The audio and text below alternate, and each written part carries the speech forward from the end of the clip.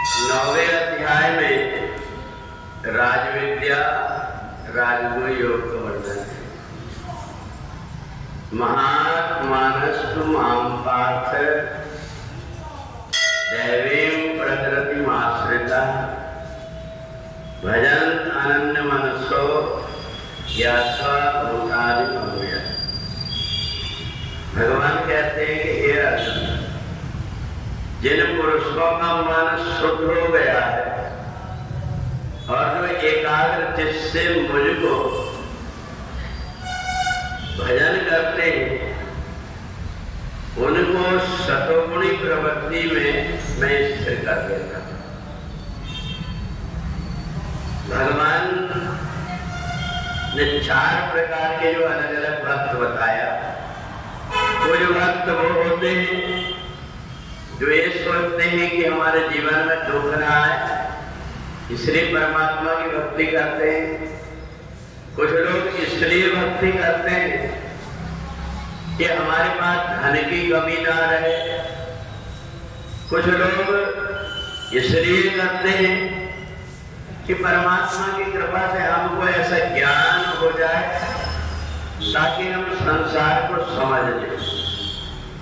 और चौथे प्रकार के वो व्यक्ति होते हैं जिनको परमात्मा से कुछ नहीं चाहिए, जैसी भी परिस्थिति आए उस परिस्थिति में रह करके हम परमात्मा के हैं और परमात्मा की भक्ति करेंगे, ऐसा ज्ञान हो जाता है। इसको भगवान ने राजविद्या बताया। अपने लिए अगर कोई व्यक्ति परमात्मा से जुड़ा हुआ है तो उसका परमात्मा से जो नाता है केवल स्वार्थ का नाता है। वो परमात्मा से इसलिए जुड़ करके रहना चाहता है कि मेरे को परमात्मा से कुछ मिल जाए और जैसा जैसा मैं चाहता हूं वैसा ही मेरे जीवन में होते रहे। अगर कोई अपनी इच्छा के विरुद्ध कोई घटना घट गई तो उसको लगता है कि परमात्मा को मेरी चिंता नहीं है। परंतु ऐसे भी व्यक्ति होते जाहि न चाहिए करो कछो तुम सन सहज सरे। कुछ लोगों का जिनका पहले जन्म से परमात्मा से नाता जुड़ा हुआ होता है, उनको पता है जीवन में कई प्रकार की परिस्थिति आएगी। कभी दिन होगा, कभी रात्रि होगी।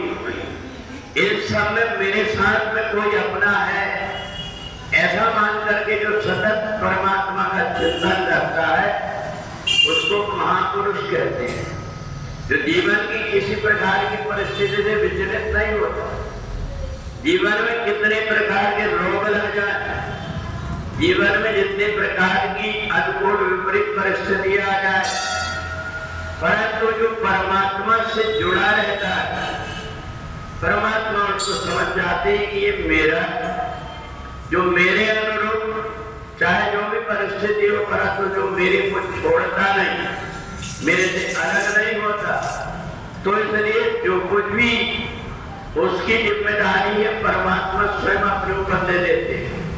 और जैसी परिस्थिति आती है उसको उस प्रकार का कोई ना कोई रास्ता बना देते हैं।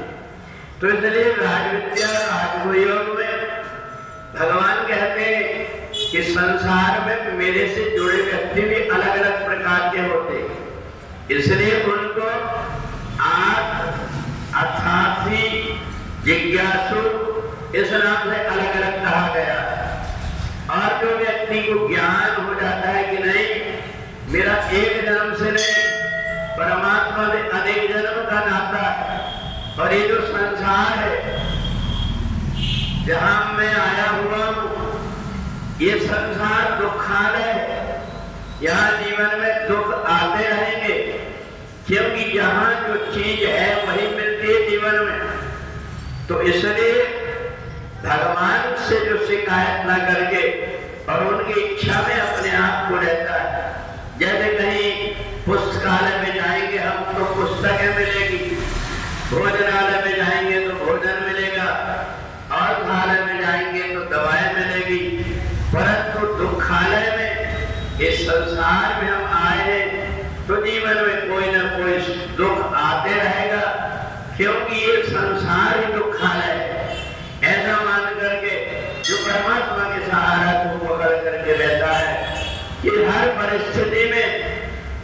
जीवन की जैसी भी परिस्थिति आए, मेरे जीवन की जितनी भी परीक्षाएं हो, परंतु मैं परमात्मा से जुड़ा रहूंगा, ऐसा मान करके जो व्यक्ति परमात्मा से जुड़ा रहता है वो महापुरुष कहलाता है और उसके जीवन के हर प्रकार की कठिनाइयों को सरल बनाने का काम परमात्मा स्वतः ही कर देते हैं।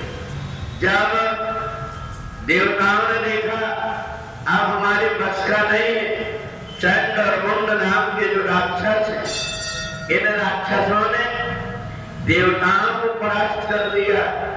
सारे देवताओं ने मन में विचार किया कि संकट के समय में भी हमें परमात्मा की ही याद करते रहना चाहिए। तो जब आदि शक्ति भगवती जगदम्बा की आराधना करने लगे, जो मूर्ति बनाए हुए थे उसी मूर्ति से माता रानी की प्रकृति टेढ़ी हो गई और उनके माथे से एक देवी उत्पन्न हो गई और उन्होंने कहा कि तुम चिंता मत करो, इन राक्षसों का मैं वध करूंगी।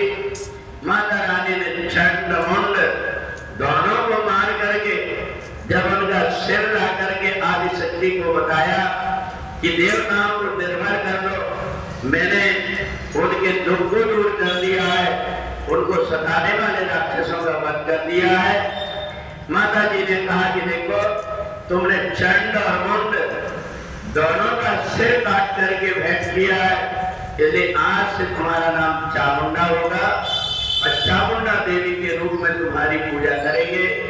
नवरात्रि में जो भी तुम्हारी आराधना करेगा, जो भी तुम्हारी उत्पत्ति की कथा सुनेगा, उसके जीवन में अनेक प्रकार की सुख और समृद्धि प्राप्त होगी। तो इसलिए देवी भागवत में कथा आती है कि माता चामुंडा ने चंड और मुंड का वध करके देवताओं का भय कर दिया था। तो नवरात्रि में जो व्यक्ति भगवती की जिस प्रकार की साधना हो सकती है, उनके मंत्रों को जपकर, उनके चरित्रों को सुनकर, ज्योत जला करके, भजन कीर्तन करके भगवती जगदम्बा की आराधना करते हैं, उन पर माता रानी की कृपा हमेशा बनी रहती। बोले जगदम्बा मैया की